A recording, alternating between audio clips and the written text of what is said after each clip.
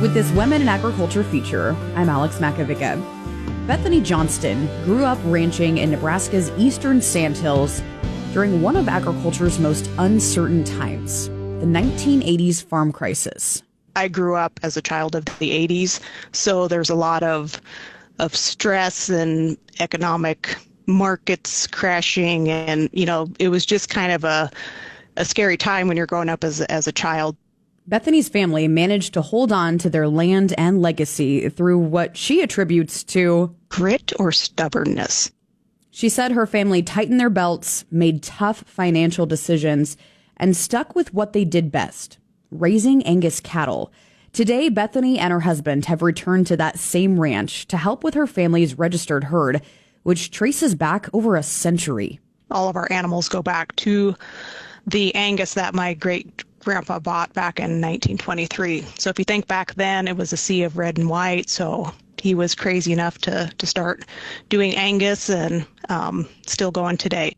Alongside the ranch, Bethany works as a livestock systems educator with Nebraska Extension. There, she helps producers with everything from drought strategies to feed rations to noxious weeds. But one of her biggest passions, she said, is preparing the next generation for success, financially, mentally, and managerially.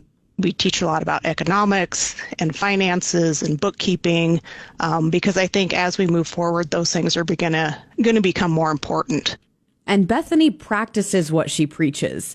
At home, she and her husband involve their teenage daughter in budgeting, decision-making, and even entering books into Quicken. For my daughter, I know she hates it, but I make her help enter things into Quicken when we're doing books, and we try to keep her in the loop when we're buying feed or trying to figure out what bull we're going to use next season. But I think it's important just to start them young and to say, look, there's an opportunity here and we want you to come back. But I think it's important not to just use your children as labor, even though it's great when they get to be that age because they're just so helpful. But I think also trying to teach them the management side of it. And as Bethany mentioned a few times, that focus on empowering the next generation extends beyond her own family. Bethany encourages other ranchers to think about transition plans that involve young people, even if it's young people outside of their own bloodline. We really need to remember to start training that next generation. And so even if it's not my child that's going to come back, is there a neighbor kid that's close that wants to expand that maybe we could help out in that operation? But I think we need to look beyond just our families and see if there's young people out there that we can help out to get back into farming and ranching. Johnston is also a longtime speaker, advocate, and organizer with the Nebraska Women in Ag Conference, which first launched during the farm crisis years. What once drew mostly women who called themselves, quote, just a farm wife, has certainly shifted. And we all know that's not true because farm wives do a lot.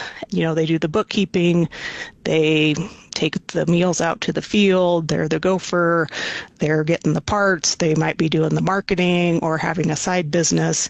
So we kind of are moving away from I'm just a farm wife. For Bethany Johnston, she says being a woman in the ag industry all comes back to stewardship. Stewardship of the land, of the next generation, and of the legacy she and others were raised in. I'm Alex Makovica with this Women in Agriculture feature on the Rural Radio Network.